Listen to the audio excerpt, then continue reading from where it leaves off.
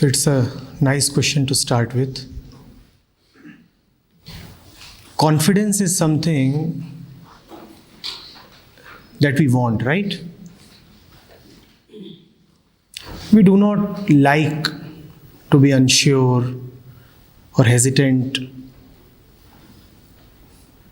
We do not like to be in a situation where we are not certain that we know. That brings us to the word knowledge. And as Abhimanyu said, most of us believe that confidence comes from knowledge. So how to maintain this confidence? By accumulating more and more knowledge? Will that help?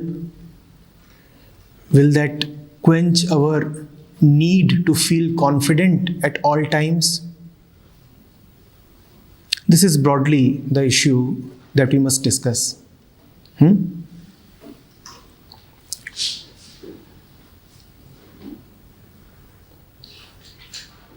What is confidence?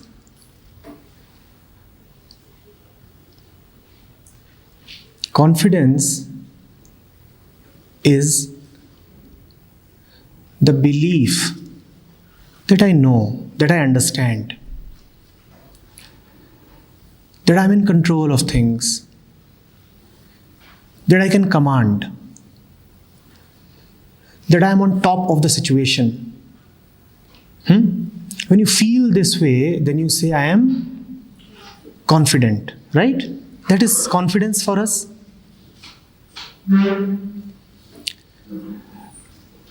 But one has to remember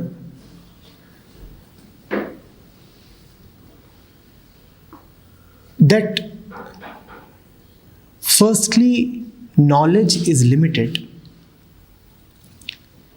We are going into the nature of knowledge. What is knowledge? How does it function? Firstly, knowledge with any entity is always limited. Even the sum total of all knowledge that mankind has or is ever going to have will not even be a tiny fraction of the total knowledge that can be possibly had. So knowledge by its definition is limited. That is the first thing about knowledge. What is the first thing? Howsoever much knowledge you have, but it is always going to be limited. It may be all right when it comes to facing a particular examination based on a syllabus, because even that syllabus is limited. So limited syllabus and limited knowledge can counterbalance each other. But when it comes to life, is life limited? Is life limited by the boundaries of any syllabus? Is it? So, knowledge can help you face a structured examination. To an extent, it is helpful there. But knowledge is very inadequate when it comes to life, because knowledge by definition is always going to be limited. It is an ever-expanding domain.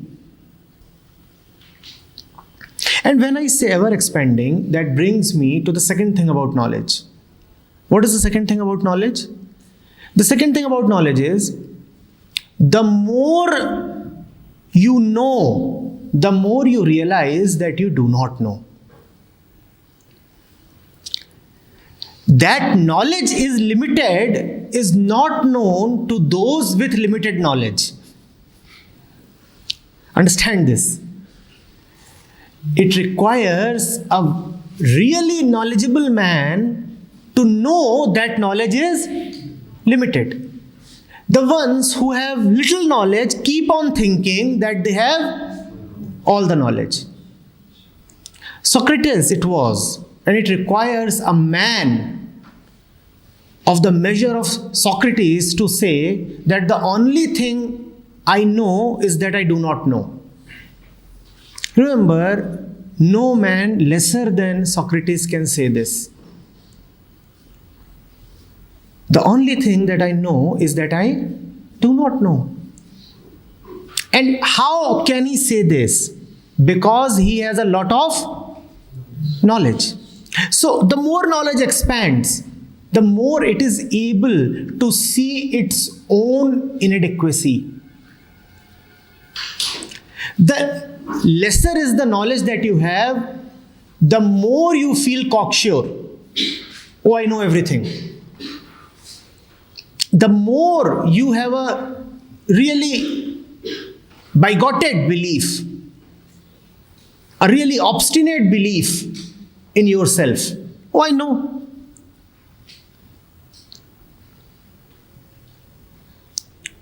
Mahavira had a very nice way of answering certain people. People would come and ask him all kinds of deep questions. Questions about life, philosophy, the right action, the right thing to do, reality. They would ask him, does the world really exist in the way it appears to be? He would say, probably. They would ask him, does God exist? He would say, probably. The next one would come and say, sir, does God not exist? He would say, probably. Not on all occasions, but with certain people, as a means to bring them to realization. Syad, probably. And this came to be known as Samvaad, probably.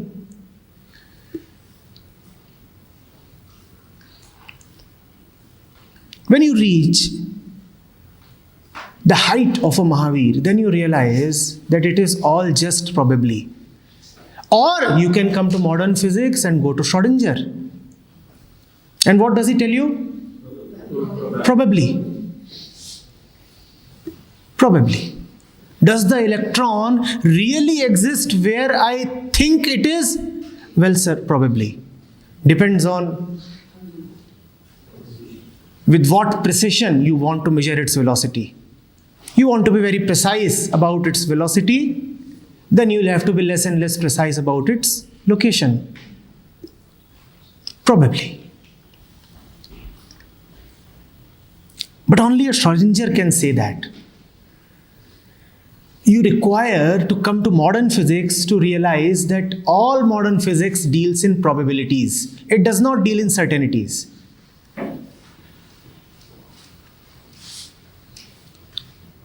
Be it quantum physics or be it relativistic mechanics, there is very little definitive about them.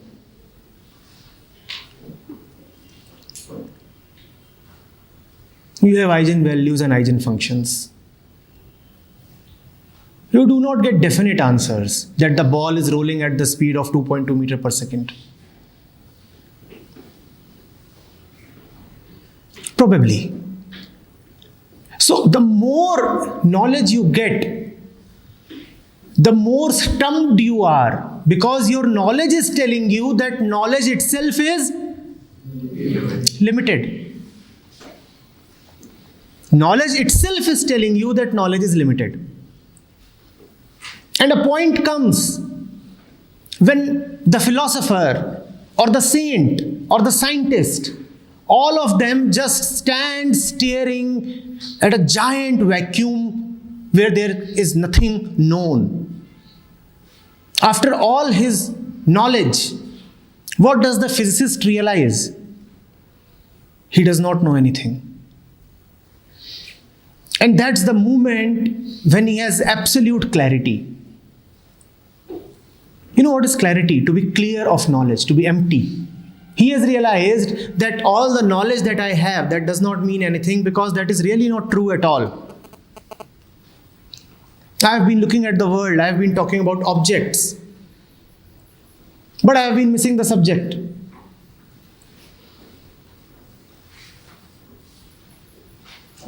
And I cannot look at the subject using the same faculty that was looking at the world, the objects. So what do I know? I know nothing. I know nothing. I have missed the subject.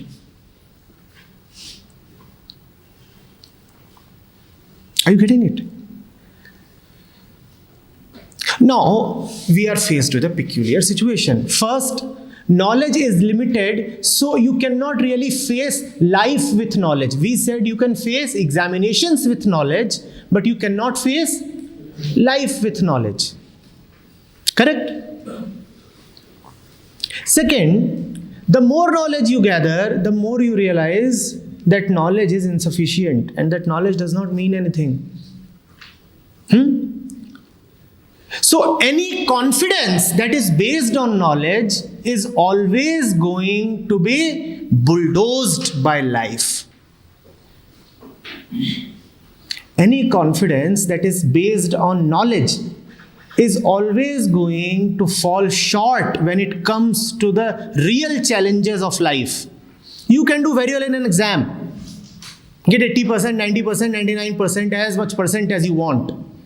But what will you do? All your life, will you just keep writing examinations? A very poor life would that be. What would be? Yeah? You have to live, really live, right? And to really live, you require something more than knowledge, because confidence based on knowledge will not help you.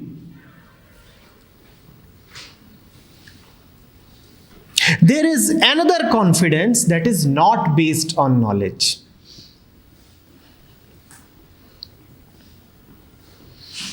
We are now preparing to enter that. We are now going to come to that.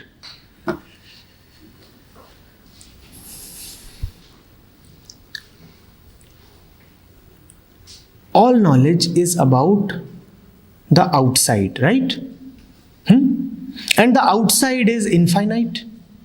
That is why we said that in spite of whatever knowledge you gather, it would not even be a fraction of the immensity of the ocean of knowledge that is possible. All knowledge is external. It is an infinite expanse.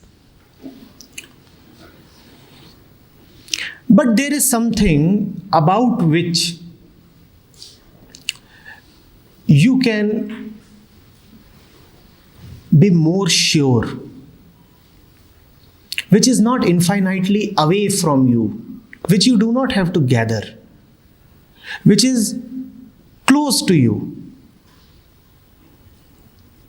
which is the thing that gathers knowledge and wants to feel satisfied by gathering knowledge. What is that thing? What is that thing within you that wants confidence? What is that thing within you that wants to gather knowledge? What is that thing within you that wants to feel satisfied by gaining knowledge? Can we give it a name just for talking? What is that thing within you? Ego. Fear. Knowledge. Ego. I. Give it any of these names. Each of this is as good as the other. I, ego, mind. That is the thing that is always wanting confidence and gathering knowledge, right? That is the thing that sometimes starts feeling a little sure and sometimes just falls apart. Oh my God, I can't do much. What is happening? That can be known. After all, that is the thing that wants confidence. That can be known. That is the root that needs confidence, wants knowledge. That can be known. That can be understood. I can have no control over the world. Things move in a haphazard way. I cannot know what is happening on the road. I cannot know what is happening on a particular street in Argentina right now. What can I know? And the universe is infinite. What can I know? But I can surely know something that is closer to me. What is that? This can be known. And all the fear, the lack of confidence, where does it sit? Does it sit in Argentina? Does it sit in some other galaxy? Or does it sit here? You can have knowledge about Argentina, but is your fear residing in Argentina? Where is your fear residing? Where is your fear residing?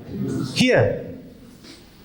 You can have a lot of knowledge about the universe, but is your fear residing in the universe or is it residing here?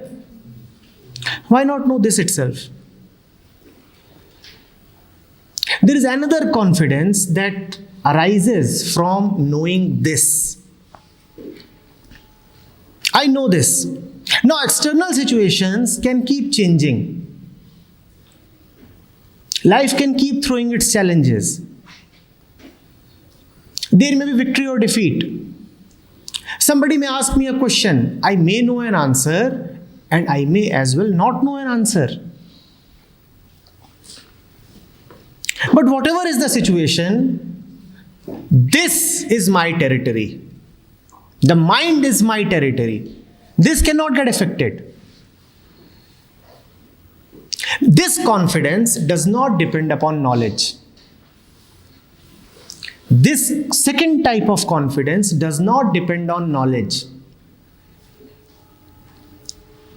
This depends on another thing which let's just call as awareness.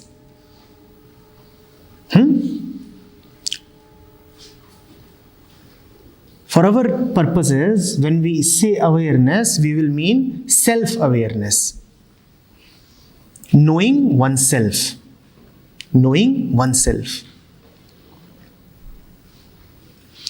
From that, a real confidence comes. Now the world cannot shake this confidence.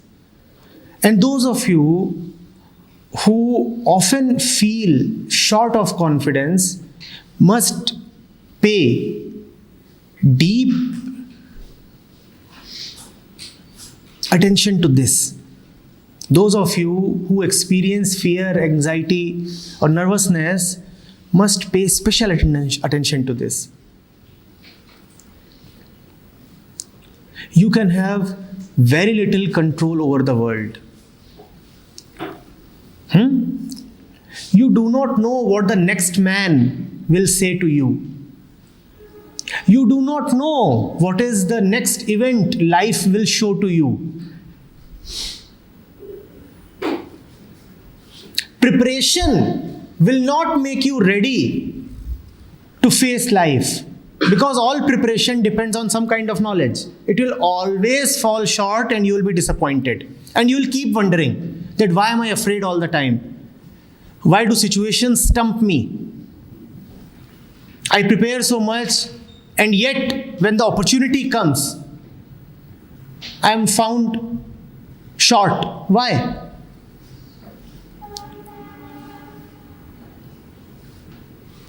Know yourself. Know that the mind is hungry for something.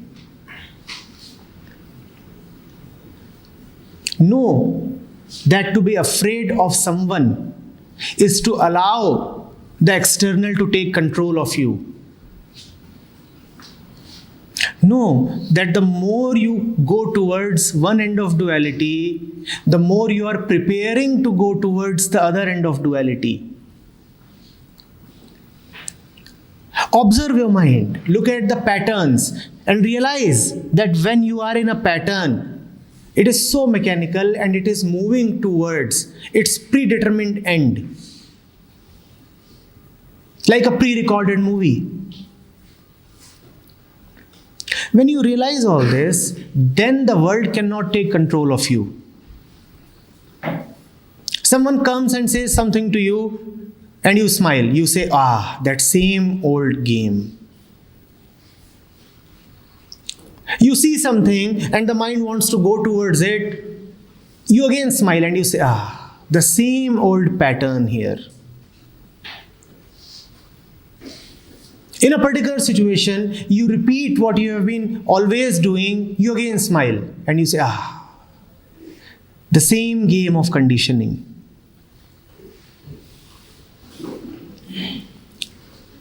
Are you getting it?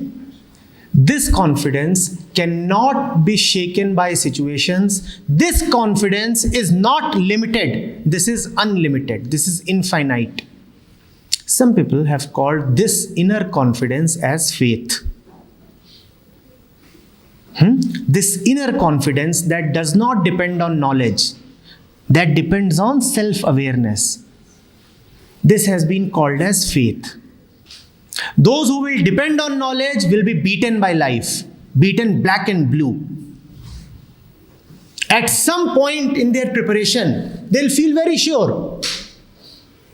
Like a boxer feels sure sometimes before he enters the boxing ring.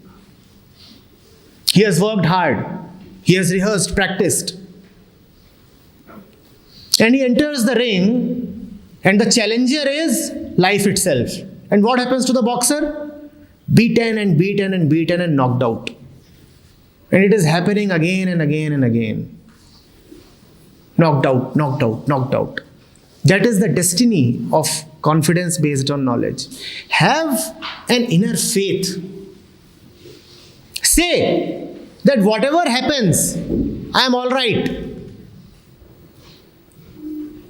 Say that I know the one who is afraid. He has been programmed to be afraid. Let him be afraid. I don't want to be afraid. Say that I know this crowd. I know why they are moving like this, talking like this,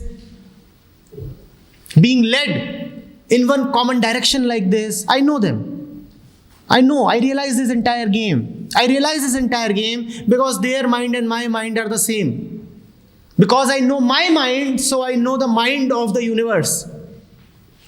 The machine is the same. The loading may be different, the softwares may be different, but the machine is the same. Ready to be programmed. So I know what is happening in the shopping mall. I know what is happening in the placement department. I know what is happening in politics. I know what is happening in families. I know what is happening in movies. I can understand why the traffic moves like this. The same old mind. Stupid, prone to fear and greed. I can see what is happening. I can see. This is called insight. This is not knowledge. This is insight. I realize what is happening. And why do I realize what is happening? Because I realize myself. When I realize the patterns of my mind, then I also realize the patterns of the world. I see two kids fighting. And then I pick up the newspaper and I see that two nations are fighting. And I realize that it's the same age-old tendency. Nothing different. We are violent. We are programmed to be violent. Kids fight and nations fight. And when nations are fighting, they are no different than kids. And they are abusing each other and leveling allegations and all those things, just as kids do. Are you getting it? No, whatever be the situation in life, good, bad, whatever, it cannot shake you. Remember, I am not guaranteeing against bad situations alone. Usually when you want confidence, you want an insurance against bad situations, right? You say when bad situations come, then my confidence should not waver. Correct? That when some terrible things happen, even then I should keep feeling confident. That is what we usually want. But when you realize yourself, then you don't shake whether good things happen or bad things happen. When pleasing events will happen, then too you will realize. And what is the point in feeling so happy about all this? If I feel happy when someone says that I am smart and handsome, then I'll have to feel sad when someone says that I am ugly and idiotic. Are you getting it? Then nothing on the outside will be able to shake you up. It is that inner confidence. Things will keep happening on the outside and you will stand firm and stable like a rock within.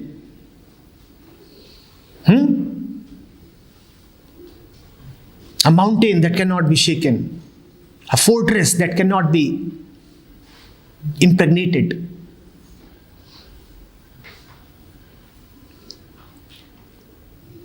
Won't that be beautiful? And then you will be able to really relate to the world. Then you will be able to really talk to somebody. Then you will be able to really have a relationship as well. With anybody, anything. Right now, our relationships are all based on fear, insecurity, greed. What am I getting? What am I giving? Such kind of calculation. Sometimes it is conscious. Sometimes it is so unconscious that we don't even know. But when you know that I cannot be harmed, and also no one on the outside can give me something to benefit me, then you can really have a healthy relationship. Be it with an interviewer, be it with your friends, with the man on the road, with animals, birds, skies, family, anybody. Really healthy relationships.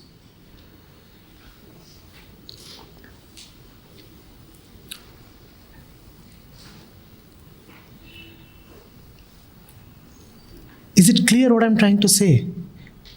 There are two ways to walk into that interview room. One, I have prepared so much that I will be able to answer any question. Most probably what is going to happen to this candidate? I have prepared so much. I can answer any question. What is going to happen to this candidate? Life is unpredictable. Nobody is obliged to ask you questions that you have prepared. Life is unpredictable. The more you have prepared, the more you feel that the question must come from within the domain of preparation. The more you are prepared, the more you are predicting that the question will be from within the prepared material. Is that not so? Because you have prepared so much. The more you have prepared, the more you are shattered when a new question comes. Do you understand this? And a new question will come. Because that is the nature of life. It is always fresh and always new. A new question will come. It will be absolutely new. You will have no idea about it. You would have never thought about it. A fresh situation will arise.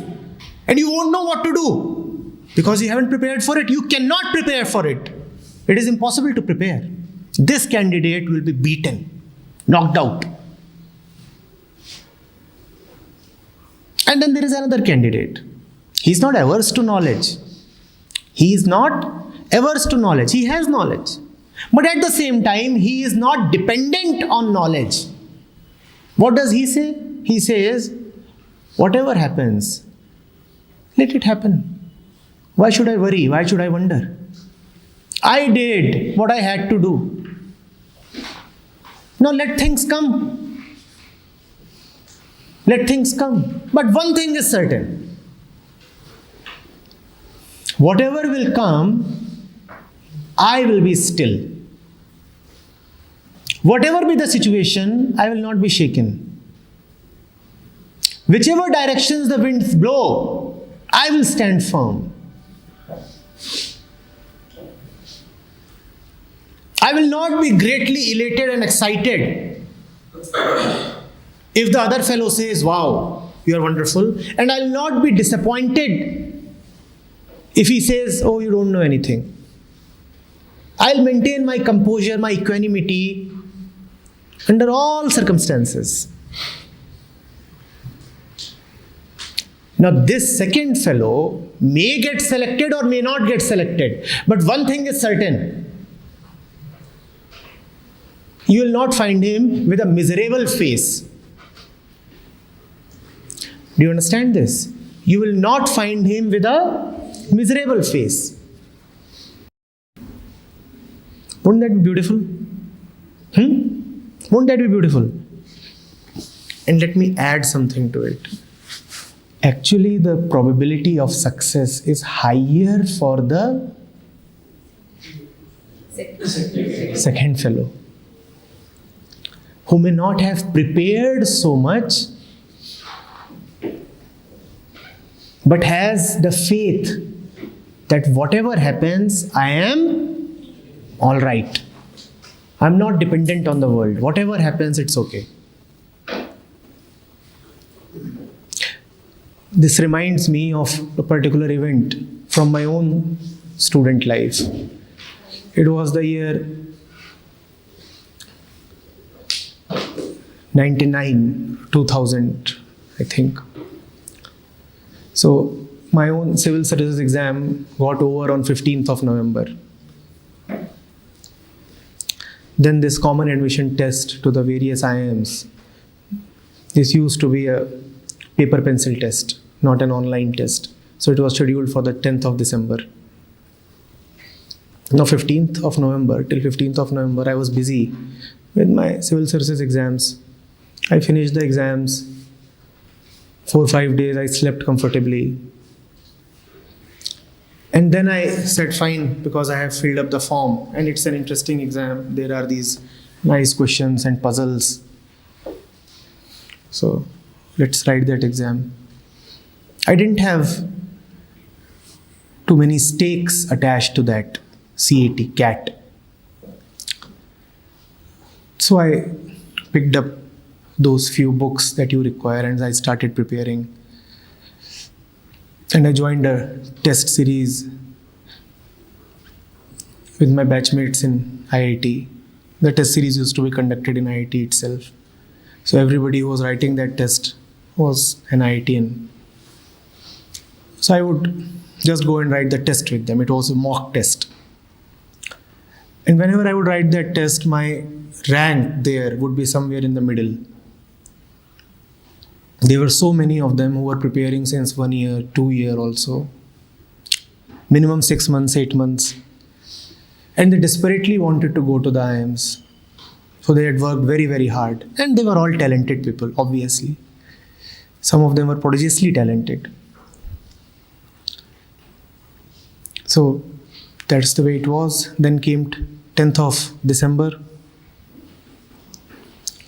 So I went in, I wrote the paper. I realized that I had attempted fewer questions than I usually used to attempt. Before that particular year, the CAT used to have around 180 questions. And you had done well if you had attempted 140 or 150. I could see that this year I had not attempted as many. So I thought maybe I have not done well, but okay, it's all right. I came out. And then what do I see there? People are crying, sobbing, weeping. Inconsolably. Somebody is tearing apart his shirt, including some of those toppers who used to do so well in the mock tests. So I asked them, what happened? And they said, don't ask us. We are devastated. The world has come to an end. Why? They said the pattern changed. I said, really? Now, the fact was I didn't even realize that the pattern had changed because I didn't know what the previous pattern was.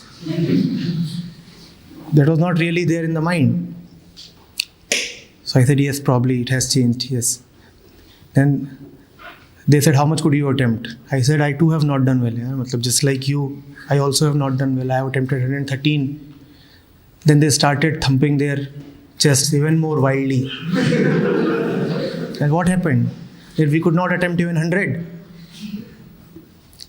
Now it was impossible. It was impossible. I knew some of them. They were really swift. As far as IQ goes, they were really up there. In fact, higher than me. There is no doubt. And they had prepared really well. They had prepared really well. And that, I tell you, is exactly the reason why they failed. They had prepared so much. When you prepare so much and the pattern changes, then you crumble. And patterns will change.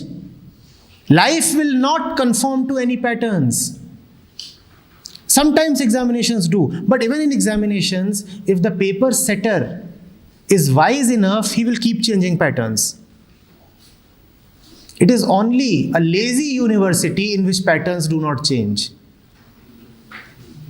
It is only a very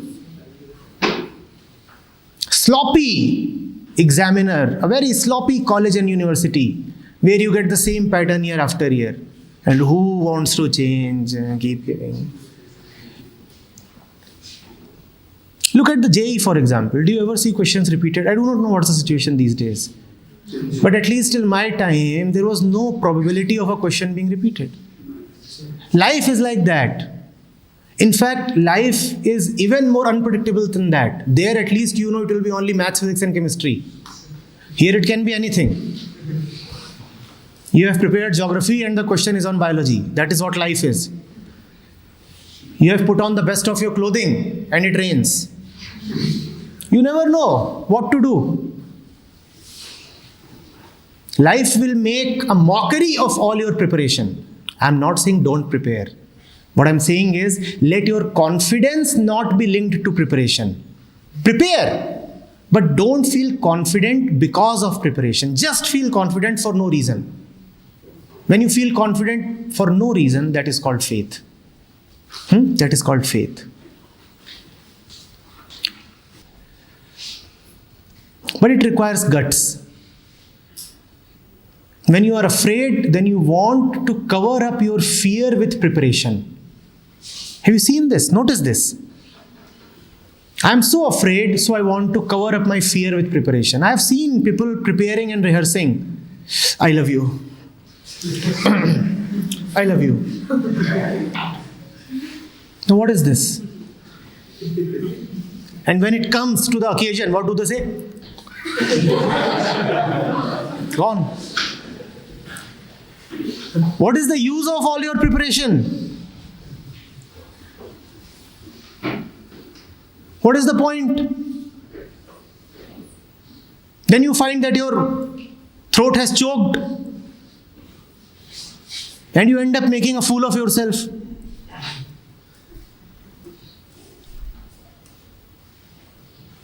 Have you not seen people preparing? Have you not prepared for various things that should be left unprepared? You must ask yourself, have I left any space for spontaneity in my life? Have I left any space for spontaneity? Do you understand what spontaneity is? What is spontaneity? It just happens in the flow. Have I left any space for this? Or do I want things to be rehearsed, pre-planned, scripted? If I have to plan for a vacation, I'll plan 2 months in advance. Do I just pick up my bike and leave? Have I ever done that? No, prepare well. Take 10 permissions, then pack all your luggage nicely, then confirm that the hotels are all right, then confirm that the roads are there and some ocean has not taken them away. Confirm that some aliens have not landed in that city. Make sure of everything. And then leave. And then you are called a wise man. See, he has made all the preparations. Life makes fun of your preparations. Have you heard of this? Man proposes, God is. They say that God laughs most when man is making plans. That is his pet joke. See, that one is also preparing.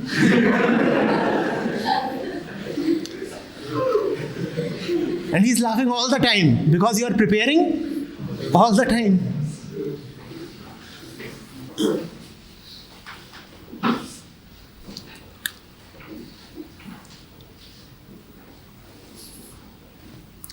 Mind you, I am not telling you to not to read or not to gain knowledge.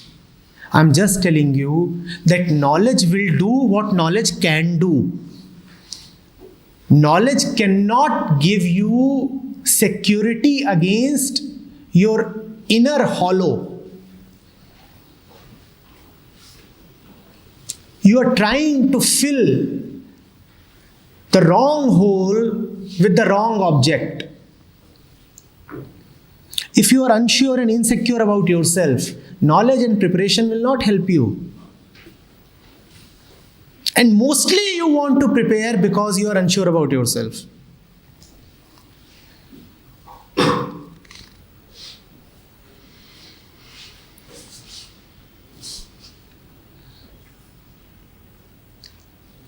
What must come from knowledge, let that come from knowledge. What must not come from knowledge, what must be spontaneous, let that be spontaneous. And you can be forgiven if you don't have knowledge, because we said right in the beginning that knowledge will always be limited. So you can be forgiven if you don't have knowledge. But if you don't have that inner certainty, then you cannot be forgiven. Even in an interview, you would be rejected, most probably because you lack something here. Knowledge you may lack, and that is not a big offense, because knowledge can be gained. There was this famous fellow who said, hire for character and train for skill. He said, skill can come. Knowledge can come. We will give you training. But what we are hiring is character. Have that. And character does not mean a particular way of behaving. Character really means that inner certainty, the thing called faith, the thing called self-awareness. That is character.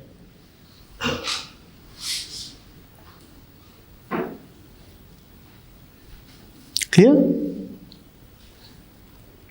Sometimes people get selected just because they are smiling even after not being able to give 5 consecutive answers. 5 consecutive questions, and they do not know the answer. And yet they are not shaken. And the interviewer says, this is a man. What is he being hired for? His knowledge? Question 1, I don't know. Question 2, I don't know. Question 3, I don't know. Question 4, I don't know. Question 5, I don't know. Is he feeling ashamed? No. Is he feeling guilty? No. Is he looking now down at the earth, at his feet? No. Is he feeling small? No. Is he feeling arrogant? No. This is a man. Now that doesn't mean that you start trying this trick.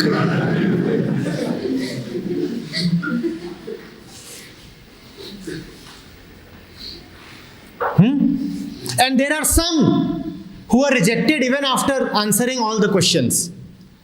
Because even after answering, their face is like, now who wants to hire such a fellow? If I want knowledge, I will Google.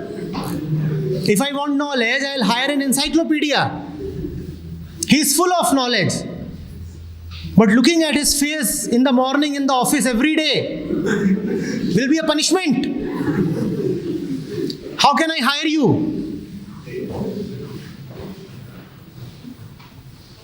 And you ask him one question and he does not even know the limit of knowledge. He is going on, and you're looking at him. But he has prepared so much.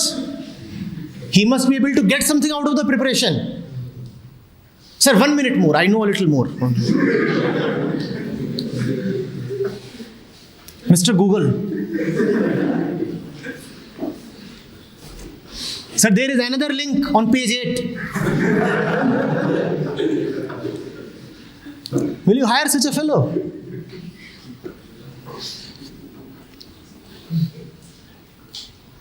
Especially at your level, it is not knowledge that is important. And more, the world is moving in a direction where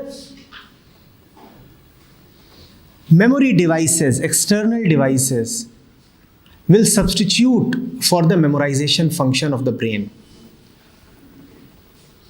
You will not need to remember much. A time will come very soon when you will have all the knowledge available in a small chip, and your brain can be connected to that chip and that knowledge is available.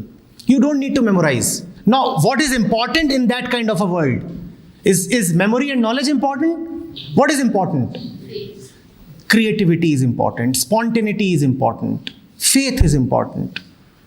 So, ask yourself, do I have creativity? Do I have spontaneity? Do I have faith? That is your real asset. That is what will help you. Not memory, not knowledge, not that fake external confidence.